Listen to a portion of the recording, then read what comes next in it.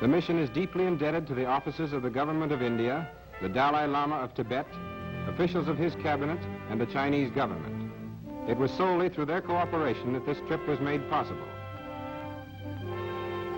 The undertaking originated at Gangtok, Sikkim, where the political officer for Bhutan, Sikkim, and Tibet has his residency and administrative office. Travel to Gyantse was slow and tedious over the Himalayan barrier. From there, the only formidable obstacle was the crossing of the Brahmaputra River, after which they arrived at Lhasa, the hub of Tibetan life. The two American officers stayed 3 months in Lhasa, continued to Jakundo, and then on to Lanchao in the Kansu province of northern China. They covered an approximate distance of 1,300 miles, which measured in time meant over 100 days in the saddle. Just prior to our departure from Sikkim, we displayed the gifts sent by the President of the United States to the Dalai Lama of Tibet. At the British mission to bid us Godspeed were Sir Basil Gould, British political officer, Prime Minister Bhutan, Rani Dorji, and the daughter of the Maharaja of Sikkim. She is examining one of the gifts, a chronographic watch which tells the time of day, day of week, month of year, and moon phases. Kanchenjunga, a famous landmark in this locale, is the second highest mountain in the Himalayas. Its snow-clad peak towers 28,000 feet into the skies of Sikkim. Natu La Pass. Our caravan begins its hazardous journey across the Himalayas into the hidden country beyond, and we cross the boundary into Tibet. Because of the difficulty of transportation, we carry only the bare essentials, as we expect to live in the country along the way. A pack train loaded with potatoes for India passes us on the trail. Potatoes are one of the minor exports of the country. Tibet, hidden beyond the impregnable walls of the Himalayas, is a land of mystery and mysticism. Its rugged and primitive beauty can be enjoyed only by those who will endure strenuous travel to almost inaccessible regions. Traveling across the treacherous passes, the bleak and forbidding desert wastes, we see what has made every phase of the Tibetan's life a struggle. Yet 3 million hardy, courageous people call this land their home. In some sections, they live almost entirely on a diet of meat, and only the privileged families can enjoy barley, as that food must be transported under great difficulties from the distant valleys. In the valleys, meat becomes a luxury, and the main diet is barley mixed with buttered tea and called samba. According to geologists, in centuries past, most of Tibet was glacier country. As it became habitable, nomads from all directions threaded their way through the narrow passes and built their homes in the few fertile valleys.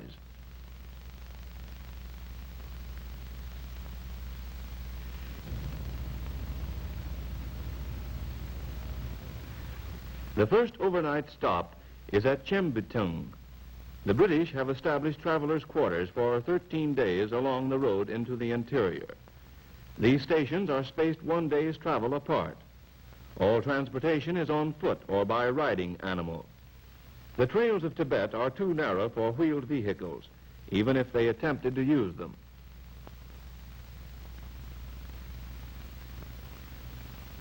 With Natu La behind us, our caravan of 35 mules and 15 native travelers moves on.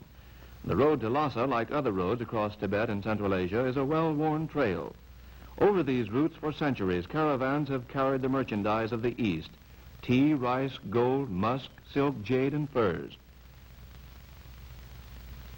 At Yatung, a British Guard of Honor turns out to greet us. They are native Indian troops under British command equipped with Enfield rifles. We meet a gaily dressed bridal party on its way to India, where a Lhasa debutante is to be married to the son of a Raja. Marriages, like other phases of Tibetan social life, must receive the blessing and approval of the Buddhist Church.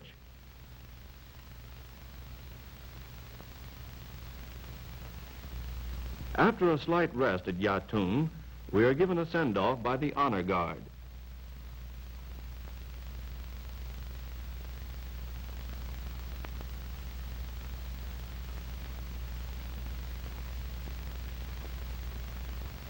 We pass a typical village situated on the narrow plain at the foot of the ever-present and towering mountains.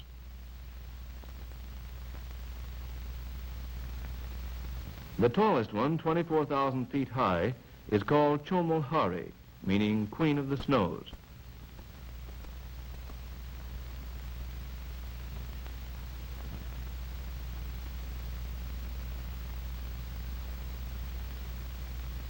A shipment of wool and marmot hides transported in typical Tibetan style passes us on its way to the markets of India. Wool is the chief export and principal source of revenue.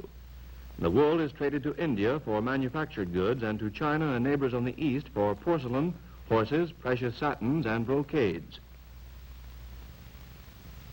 On the 13th day, we reach Gyantse, the last British trade and mail post on the road to Lhasa, and are met by an honor guard of sepoy mounted infantry. Our American flag and the British flag are raised together in a gesture of friendship.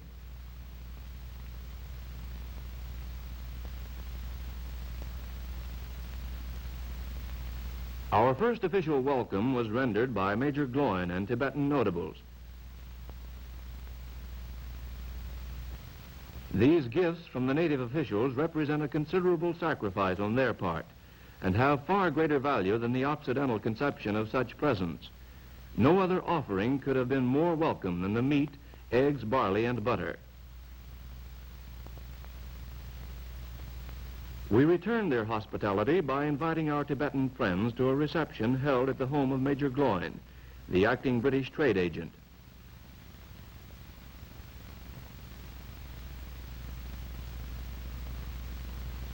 The throaty wail of the ceremonial horns herald the opening of the annual ritual called Rinzi Tare, the most important ceremony at Gyantse Monastery.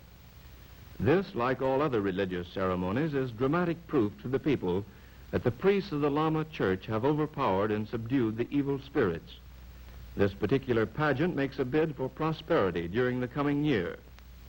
By the time we witnessed the ceremonies at Gyantse, we began to feel that religion is the predominant influence that controls the people of this vast land.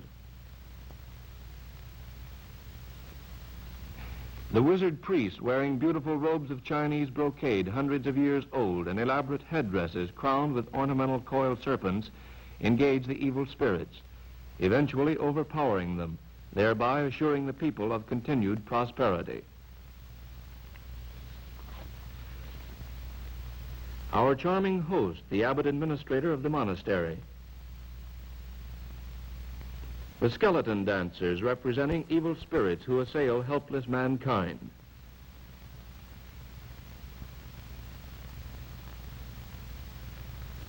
The dance of the lion spirits.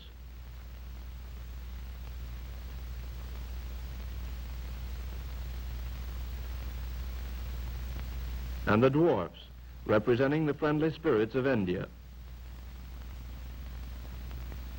Major Gloin's honor guard gives us a military send-off.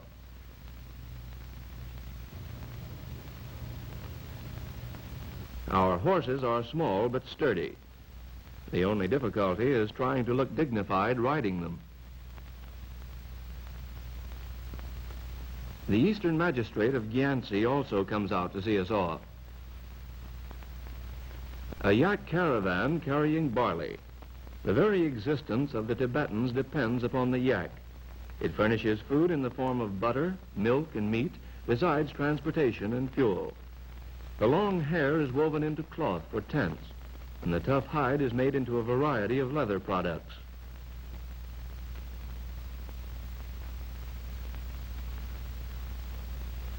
Our travel on fairly even ground was short-lived, and we start our ascent into difficult and mountainous sections. Riding up to Karula Pass, one of the last barriers before Lhasa. At the summit, prayer flags whip in the wind. Every pass is adorned with flags like these. One of our escorts puts up a flag of thanksgiving to the mountain gods for a safe crossing, and we begin the descent into the valley. We cannot praise too highly the animals of this country. Their appearance belies their sturdiness, and they are capable of carrying amazing loads. They are considered the most sure-footed in the world, and often we entrusted our lives to their instinctive sense of balance.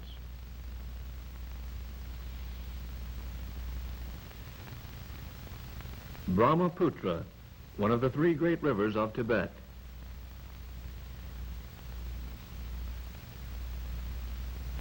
We are met by officials to expedite our crossing. All along the route, the Tibetans had been advised of our coming and have given us a welcome of honor. Wool caravans and pack trains are ferried across in long, flat-bottomed barges. Crossing the river is as difficult as most other transportation problems. The animals, bewildered and stubborn, must be coaxed, coerced, and physically shoved into the ferrying barge. In the rainy season, the boatmen cannot maneuver the unwieldy barges, and transportation depends upon the coracle, a small tub-like boat made of willows and covered with skin. However, during this time of the year, only the privileged passengers ride in them. The clumsy barges with their heavy loads are tediously rowed across with the help of eddy currents.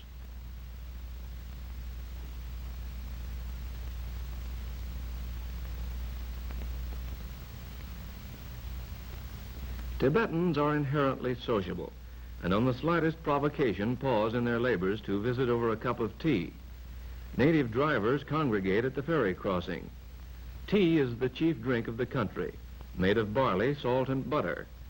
It gives them resistance to hunger and cold. They drink anywhere from 30 to 50 cups a day.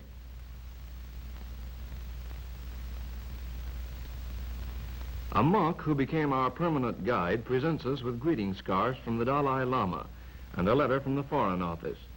The scarf is the Tibetan's calling card. During our stay, we exchanged hundreds of them. Escorted by our guide, we proceed towards Lhasa.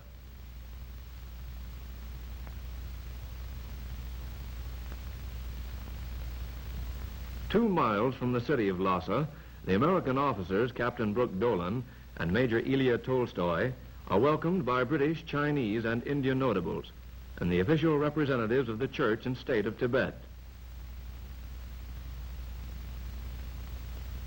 Later, at the Tibetan reception, we are presented with gifts from the Dalai Lama and his court, ceremonial scarves, rice, and tea.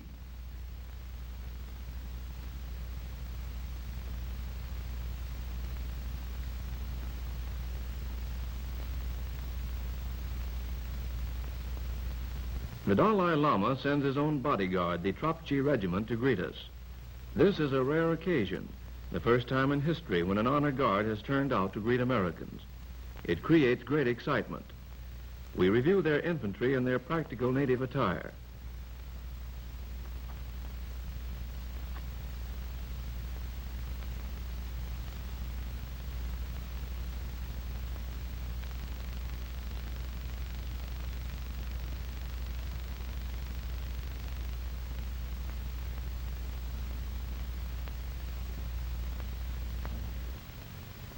As we approach the city, we enjoy our first glimpse of the magnificent 17th century winter palace of the Dalai Lama, and on a nearby hill, the temple of the healing Buddha. Through the west gate with its Chotan-peaked dome pass monks from remote lamaseries, natives, pilgrims, merchants, and traders.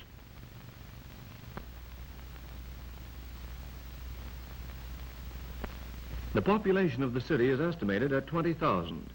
Lhasa maintains contact with the outside world through the medium of a telegraph line used principally in trading relations with India. Little of the city is modernized, the installation of electric lights in 200 homes being probably the most conspicuous evidence. All year round, the people use their rooftops to wash and cook, work and play. The Pungang family. The wealth of Tibet is concentrated in 20 of these official families. Twice a Dalai Lama has been born into this circle.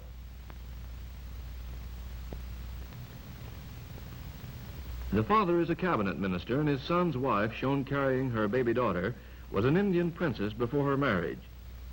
Frequently, families engage the services of priests to pray solely for them.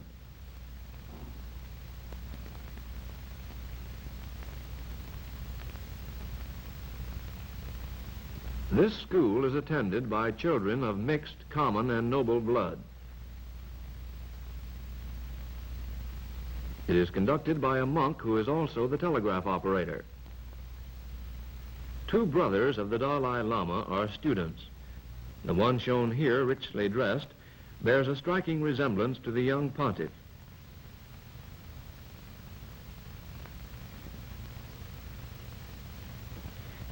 uniquely dressed men are Nakpas, or Tibetan sorcerers, not recognized yet tolerated by the church.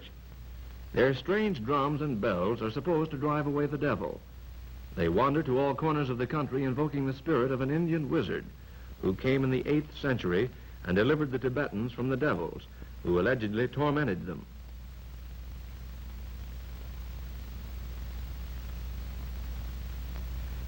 The favorite game of the children is chibi. The object is to keep the feather bird in the air as long as possible. No easy trick. Small Fry here ties his bird to a string. Tibet is still unaffected by the machine age. Hauling, planting, and harvesting are all done by primitive methods. The laborers, content with their lot, chant as they work. The Kamba dancers roam about Tibet in troops, living on the bounty of their audiences. They give performances in the small villages, in the streets, at the homes of the wealthy, and anywhere they can find spectators to contribute. This particular troupe is considered the most talented in all Tibet, and came to Lhasa for the 5 weeks of the New Year festival. In the great religious communities, they furnish the only entertainment of a theatrical nature. Their steps are the closest relation to folk dancing that is known in Tibet. Although the capers and gyrations can hardly be called original, they do give us an insight into the characteristics of the Tibetan people. Few races would have the stamina to engage in this performance, especially in the rarefied air of 12,000 feet. And yet these entertainers may put on several shows a day. The Tibetans populate a country where only the rigorous may survive. These folks laugh readily, have a happy disposition, make friends quickly, and rivalry is always good-natured.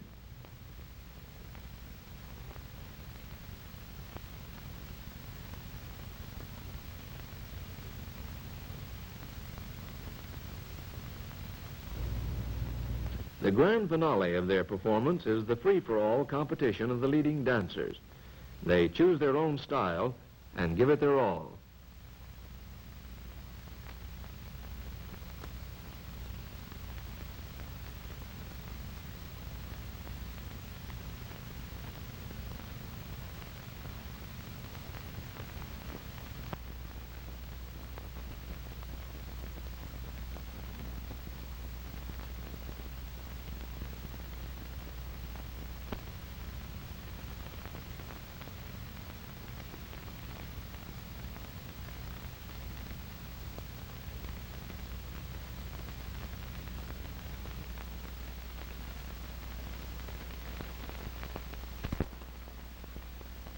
The Potala, in all its inspiring glory, towers above the city of Lhasa, just as the Buddhist religion dominates the life of the people. Under its gold-encrusted roofs are the tombs of the previous Dalai Lamas in jewel-studded sepulchres.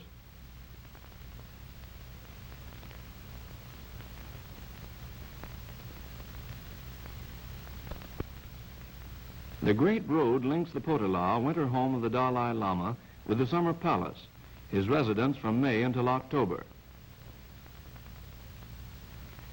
The Lion of Tibet guards the gate of the summer palace. The grounds cover over 500 acres of gardens and animal preserves.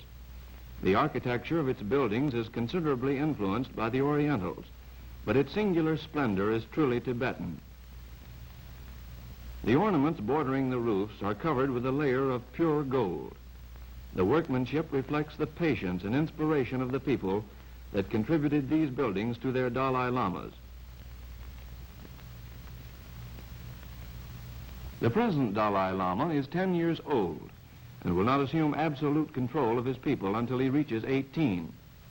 In the intervening years, the regent directs his studies and activities and is the temporary ruler of Tibet. There is no higher authority, religious or civil.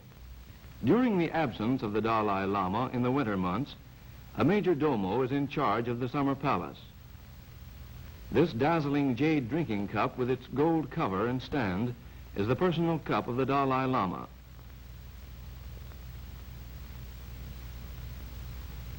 Our guide stands before a cloisonné elephant, which was presented many years ago to a former Dalai Lama by a member of the Chinese nobility. These are gifts that were presented to President Roosevelt by His Holiness the Dalai Lama. These exquisite religious tapestries, known as tankas, are unrivaled for their detailed handiwork.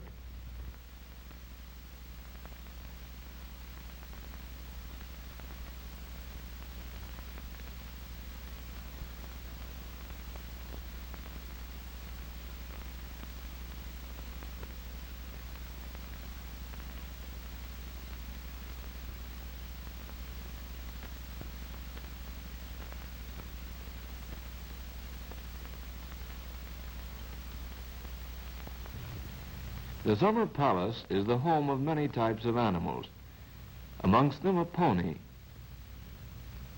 mules,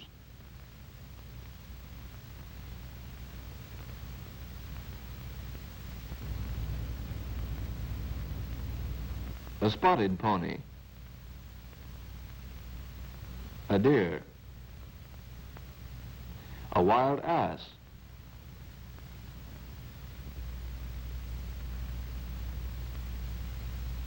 some of his favorite ponies in the stable, wild blue sheep,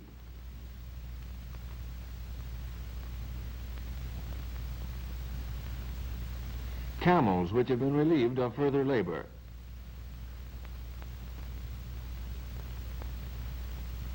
and a Tibetan mastiff, blood relation to the Saint Bernard, the grounds of the temple of the serpent demigod. Wildlife enjoys complete safety in all of Tibet, as it is contrary to their religious precepts to kill any animals or birds other than sheep and yak.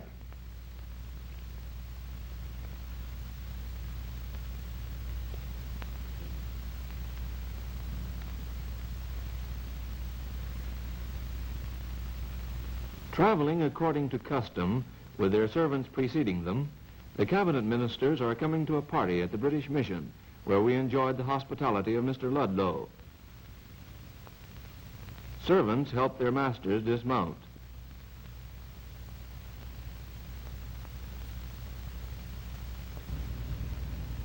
Our monk guide, who is usually late, arrives alone. A whole mutton is roasted for the occasion. The luncheon was given at the British Mission for the Kashag, or cabinet members, and other lay and ecclesiastical officials.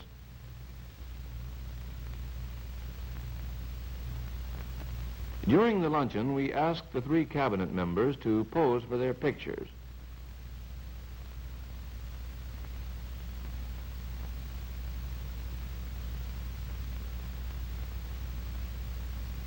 Also, high government directors of the Foreign Office.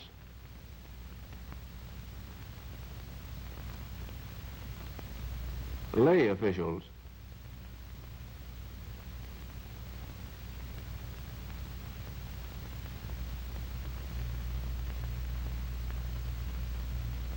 And luminaries from the monastery.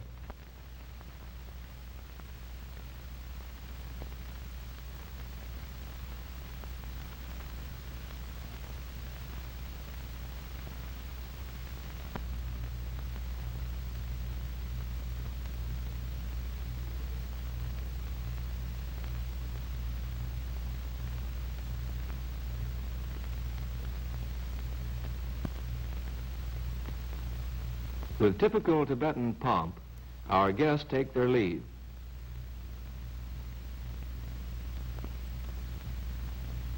Shortly after the party at the British Mission, we were invited to the beautiful palace of the Sarong family. The residence is one of the showplaces of Lhasa and evidences the dignity, wealth, and influence with which these powerful families are blessed. We were presented with an Upso, a cute little Tibetan terrier, which became our mascot. Although Tibet is isolated from what we consider the civilized world, we found a highly developed culture. People conduct themselves with dignity and restraint. Their features are finely proportioned, and the women are strikingly attractive.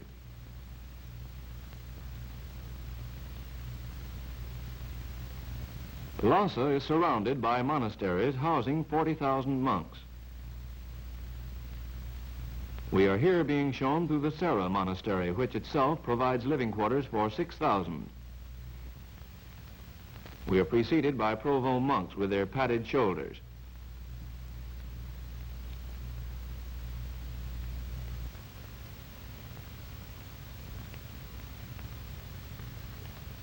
The Depung Monastery, with its 10,000 members, is the largest monastery in the world. Novices from the age of 5 and resident monks attend the examinations of the 3 candidates for the Doctor of Divinity. It takes 15 to 20 years study and training before they're eligible to qualify for the degree. Those that fail, and only if very influential, may take the examination again about 10 years later. The candidates are examined for 8 days by learned members of the order. The examiner slaps one hand into the other and shouts, "Answer." If the student answers wrong, he is given a severe slap on the arm. The candidate under examination wears a yellow helmet. If he passes, he gets an extra row of stitching on the crest.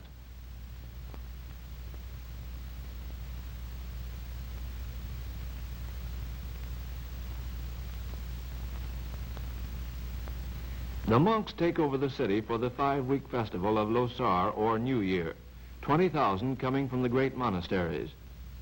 But to ensure law and order among the fun-loving Tibetans, Provo monks with long poles keep the unruly in line. These members of the Pung Gang family are wearing the finery for the New Year festival. The Tibetan sense of beauty is manifested by the exquisite blending of costly silk brocades and elaborate array of semi-precious jewels. The seed pearls, coral, turquoise, jade, gold, and onyx are expertly fabricated into exotic and original designs. The headdress, encrusted with seed pearls, must be worn by all women of the noble families during the 5 weeks of the New Year's ceremony. If they should go out upon the streets without this headdress, they would be sent home by a monk.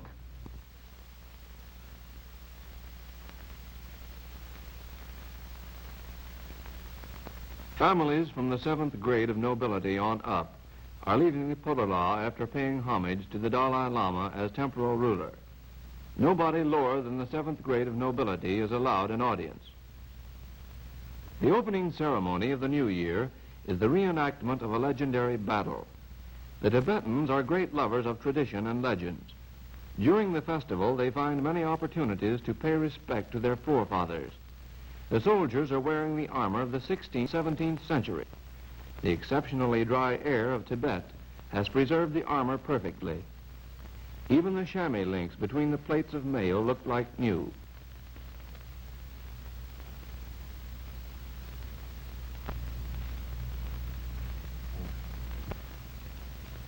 The privileged gather in the Potala courtyard for the approaching pageant.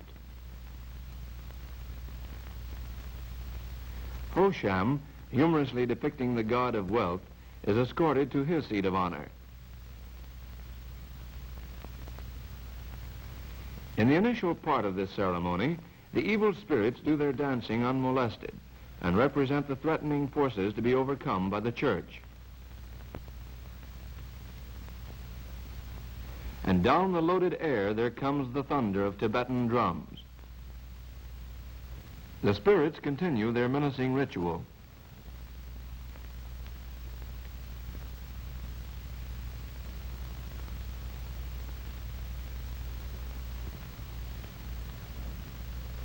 Every year, this little skit is presented reenacting a dream of the late Dalai Lama, in which an old man overpowers a tiger, thereby proving the indomitable strength of humanity.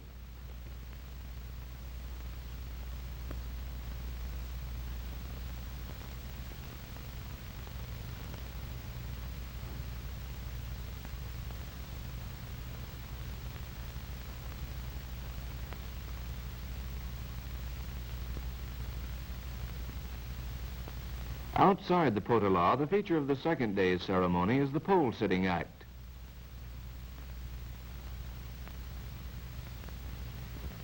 The rug on the ground symbolizes suffering mankind. Ghouls dance around it, but the spirit is protected by the powers of the lamas.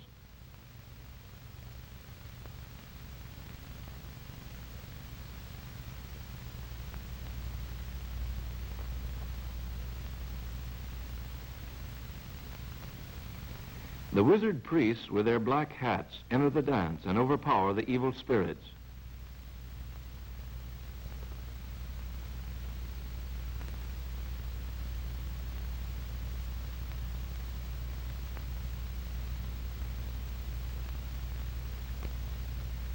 Here the rug symbolizes the enemies of the church. An evil spirit that has been coerced by the wizard priests performs around this figure. In the center are the heart, lungs, liver, and intestines of the enemy, which are hypothetically torn from the body and thrown into a cauldron of boiling oil and wine and dramatically destroyed.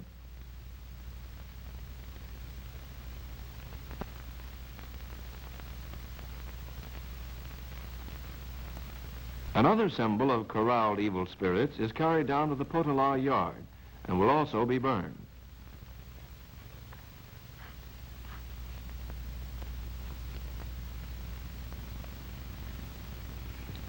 The regent and his escorts are en route to visit the oracle.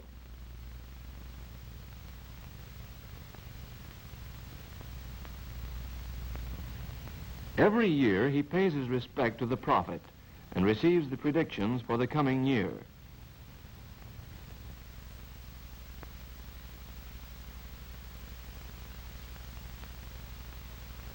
The regent, with his colorful entourage of civil and church nobility, returns to Lhasa after receiving the augury from the oracle. The nobleman's affiliation and rank can often be determined by their headdress.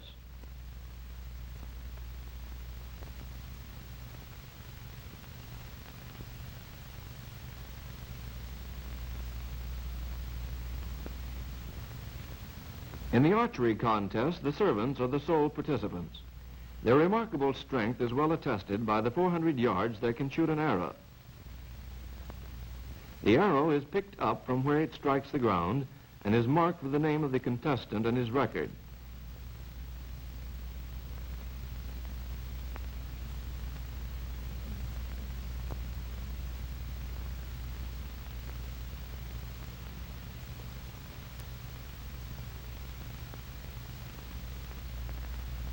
Monk provosts are still kept busy maintaining order.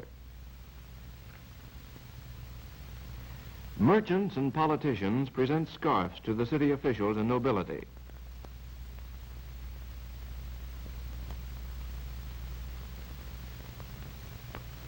And then the officials and noblemen pay homage to representatives of the regent.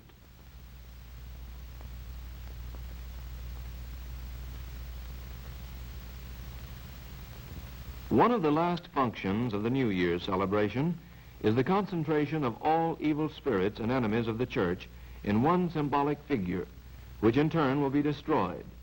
From a vantage point overlooking the Potala grounds, the regent, present ruler of Tibet, witnesses the pageant. The last event of the New Year's festival is the annual Cavalry Show. For this occasion, the noble families must furnish 6 to 15 men and horses, depending on their official position. The riders must be appropriately armed, clothed, and mounted.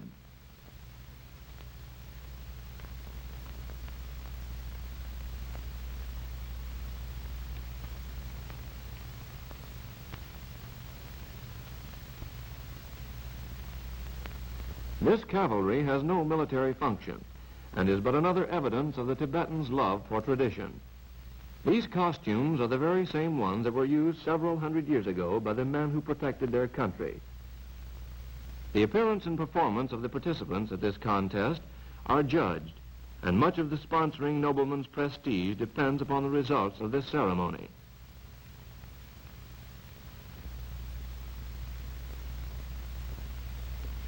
The sponsors and cavalry officers.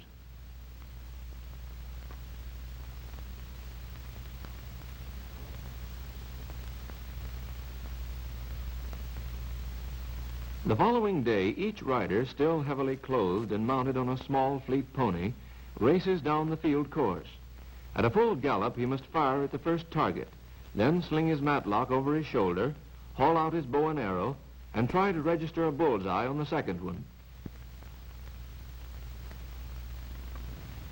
What Mecca is to the Mohammedans, the Potala is to the Buddhist. Some pilgrims begin their homage on the Great Road, although most confine their prostrating to the Holy Walk. The Holy Walk is 7 miles in length and encircles the Potala. Fervent pilgrims repeatedly prostrate themselves as they wend their tortuous circuit. Each time this follower stops to pray, he turns at right angles to the walk, falls prone on his stomach, then rises and salutes the Potala. Properly done, it takes 2 days to complete the ritual. Members of wealthy families often pay this type of worshiper to represent them. On the rock walls are artists' conceptions of the celestial Buddhas.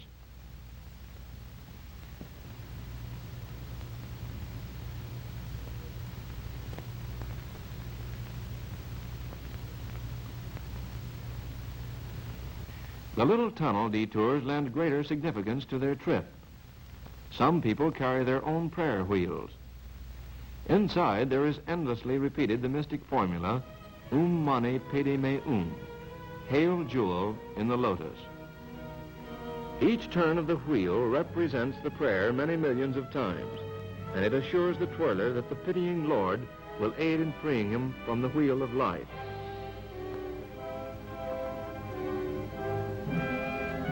The prayer wheels recessed in the stone walls are for the benefit of those who do not carry their own.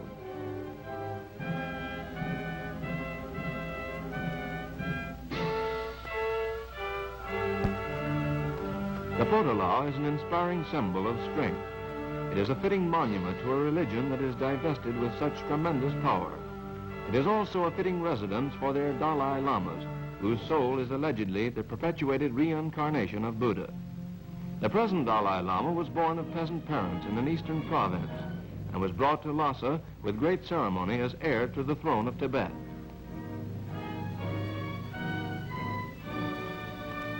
Nature presented Tibet with the ideal focal point for Buddhism. Isolating that tempestuous section of our earth, she bestowed upon it all the power, splendor, and inspiration that could be conceivably united into one boundless land. The timeless symbol of this majesty and power is their Dalai Lama. He is the absolute deity of an almost unknown civilization and culture.